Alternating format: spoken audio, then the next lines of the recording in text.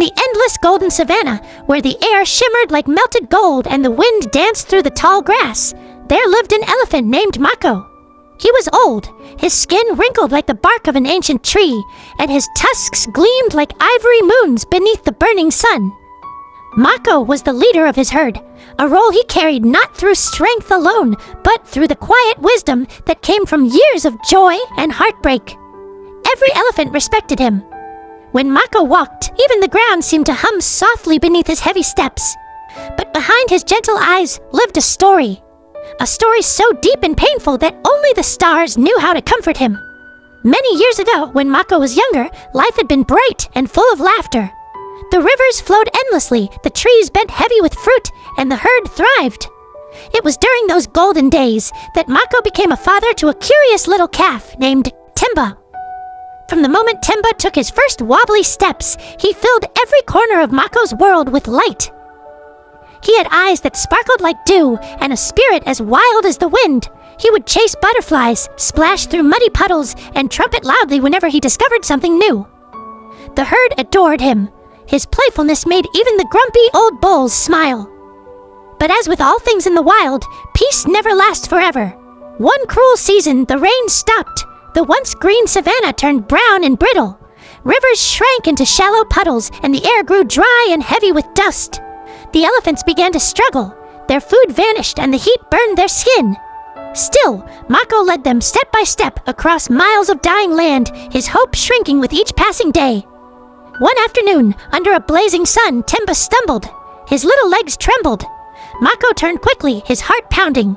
"Come, my son," he said gently, nudging him with his trunk. "Just a little farther. The river is near." But Temba's eyes were half closed, his breath faint. Mako felt fear wrap around his heart. He tried again, calling softly, then louder, "Temba, get up, my boy." But Temba didn't move. His small body went still. Mako froze. His massive frame shuddered, and a deep, broken sound escaped his chest, a sound that made even the wind pause. The herd stopped too, their eyes filled with sorrow. Mako touched his son's still body with his trunk, trembling as he realized the truth. The little trumpet that had filled his world with laughter was gone. He stood there for hours, guarding Temba's body as the sun set and rose again. When the first drops of long-awaited rain finally began to fall, they mixed with Mako's silent tears. Gently, he covered his son with branches and flowers. Then, when the sky turned purple with dusk, he walked away, but a part of him never left that place. Years passed, seasons changed, new calves were born, rivers filled again, and the savanna bloomed back to life. But Mako was never the same. He no longer played in the rivers or trumpeted joyfully in the mornings. He walked quietly, his eyes always on the horizon, as though he were searching for something just out of reach. The herd followed him, respecting his silence, knowing his heart carried a weight none of them could lift. Then, one year, a young calf named Luma joined the herd. She was tiny but full of mischief, always curious, always laughing.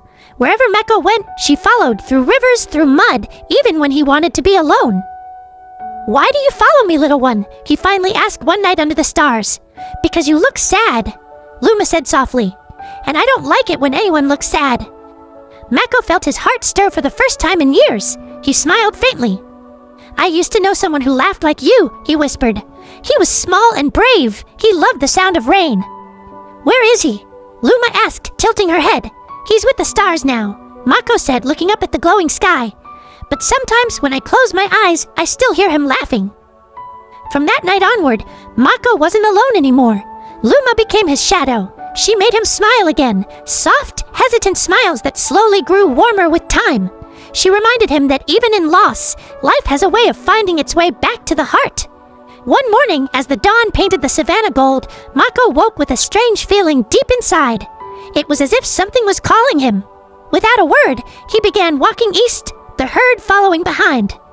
The wind blew softly, guiding him. After hours of walking, they arrived at a place Mako hadn't seen in years, the same spot where Temba had fallen. But now it was different. Where there had once been dry, cracked earth, there was a sparkling pond surrounded by flowers and tall green grass. Birds sang sweetly in the branches above, and the air felt alive again. Mako approached the water and lowered his trunk to drink. That's when he saw it. Something pale glimmering beneath the surface. He brushed away the mud and lifted it gently. It was a tiny tusk, Temba's tusk. Mako's breath caught. Memories flooded back, the laughter, the tiny footsteps, the joy.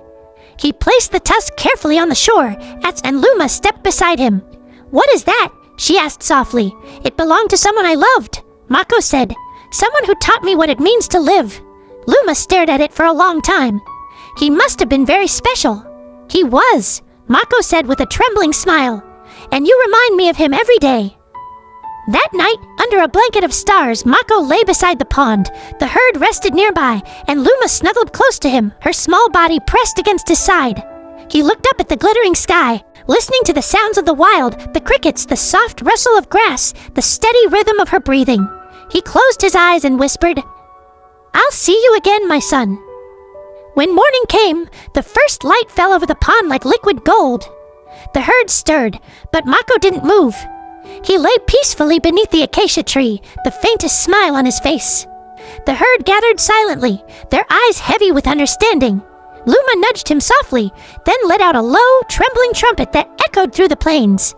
One by one, the others joined her, their voices rising together, a song of farewell, of respect, of love. They buried Mako beside the pond, next to where Temba had once rested. Flowers grew there every season, and the pond became a place of peace, a reminder that love outlasts even the deepest loss. Years later, Luma grew strong and wise, taking Mako's place as leader of the herd, and every year she led them back to that same pond. When the young calves asked, "Why do we come here?" she would smile and say, "Because this is where hearts remember." Sometimes when the sun dipped low and the wind blew gently across the water, it sounded almost like two elephants trumpeting softly together, one old, one young, forever united in the endless song of the Savanna.